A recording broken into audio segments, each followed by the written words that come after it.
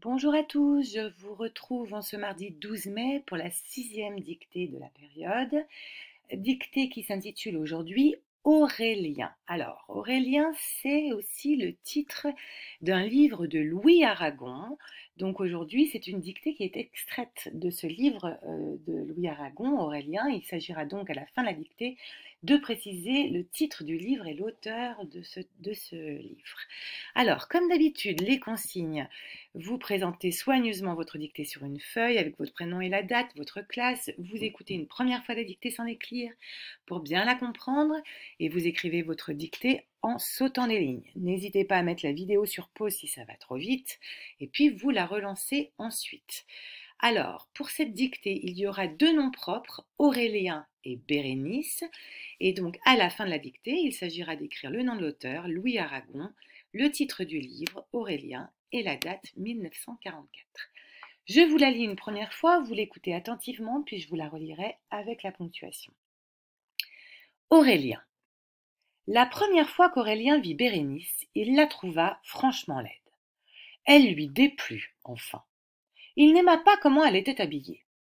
Une étoffe qu'il n'aurait pas choisie. Il avait des idées sur les étoffes. Une étoffe qu'il avait vue sur plusieurs femmes. Cela lui fit mal augurer de celle-ci qui portait un nom de princesse d'Orient sans avoir l'air de se considérer dans l'obligation d'avoir du goût. Ses cheveux étaient ternes ce jour-là, mal tenus. Les cheveux coupés, ça demande des soins constants. Aurélien n'aurait pas pu dire si elle était blonde ou brune. Il l'avait mal regardée. Il lui en demeurait une impression vague, générale, d'ennui et d'irritation. Louis Aragon, Aurélien, 1944. La dictée est plus courte que d'habitude, mais elle présente différentes natures de difficultés.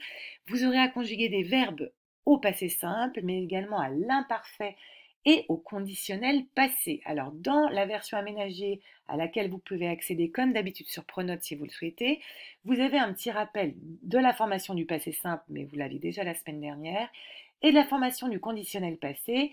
Je vous rappelle qu'il s'agit de conjuguer l'auxiliaire être ou avoir au conditionnel présent et d'ajouter le participe passé du verbe. Faites attention aussi quand vous allez écrire donc aux terminaisons de vos verbes et aux terminaisons des participes passés. Je vous la relis une première fois. Je vais vous la lire, vous la dicter. Juste quelques mots de vocabulaire. Le verbe, une étoffe, Une étoffe est un morceau de tissu. Le verbe augurer veut dire prévoir, annoncer, pressentir quelque chose. Et l'adjectif terne veut dire sans éclat, qui manque de luminosité. Et maintenant, je vous dicte la dictée. Vous écrivez d'abord le titre, Aurélien. Première phrase. La première fois qu'Aurélien vit Bérénice, virgule, il la trouva franchement laide. Point. La première fois qu'Aurélien vit Bérénice, virgule, il la trouva franchement laide. Point.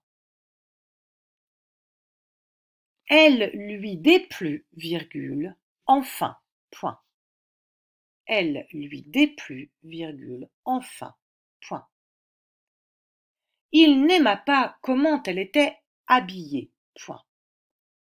Il n'aima pas comment elle était habillée. Point. Une étoffe qu'il n'aurait pas choisie. Point. Une étoffe qu'il n'aurait pas choisie. Point. Il avait des idées sur les étoffes. Point. Il avait des idées sur les étoffes. Point. Une étoffe qu'il avait vue sur plusieurs femmes. Point. Une étoffe qu'il avait vue sur plusieurs femmes. Point.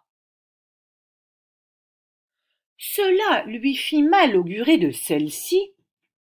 Cela lui fit mal augurer de celle-ci, qui portait un nom de princesse d'Orient, qui portait un nom de princesse d'Orient, sans avoir l'air de se considérer dans l'obligation d'avoir du goût. Point. Sans avoir l'air de se considérer dans l'obligation d'avoir du goût. Point. Je relis cette phrase. Cela lui fit mal augurer de celle-ci, qui portait un nom de princesse d'Orient, sans avoir l'air de se considérer dans l'obligation d'avoir du goût. Point. Ses cheveux étaient ternes ce jour-là, virgule, mal tenus. Point. Ses cheveux étaient ternes ce jour-là, virgule, mal tenus. Point. Les cheveux coupés, virgule, ça demande des soins constants. Point. Les cheveux coupés, virgule, ça demande des soins constants. Point. Aurélien n'aurait pas pu dire si elle était blonde ou brune. Point. Aurélien n'aurait pas pu dire si elle était blonde ou brune. Point. Il l'avait mal regardée. Point.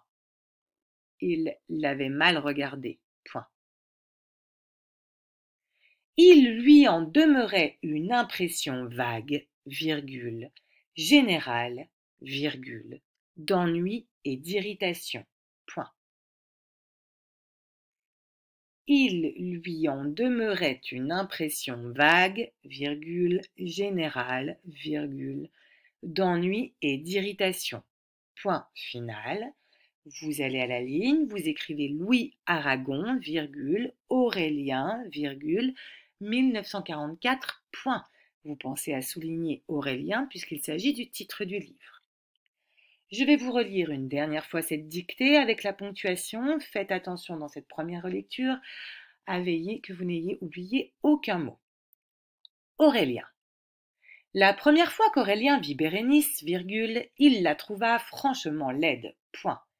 Elle lui déplut, virgule, enfin, point. Il n'aima pas comment elle était habillée, point. Une étoffe qu'il n'aurait pas choisie, point. Il avait des idées sur les étoffes, point. Une étoffe qu'il avait vue sur plusieurs femmes, point. Cela lui fit mal augurer de celle-ci, qui portait un nom de princesse d'Orient, sans avoir l'air de se considérer dans l'obligation d'avoir du goût, point. Ses cheveux étaient ternes ce jour-là, virgule, mal tenus, point. Aurélien n'aurait pas pu dire si elle était blonde ou brune, point. Il l'avait mal regardée, point. Il lui en demeurait une impression vague, virgule, générale, virgule, d'ennui et d'irritation, point. Louis Aragon, Aurélien, 1944.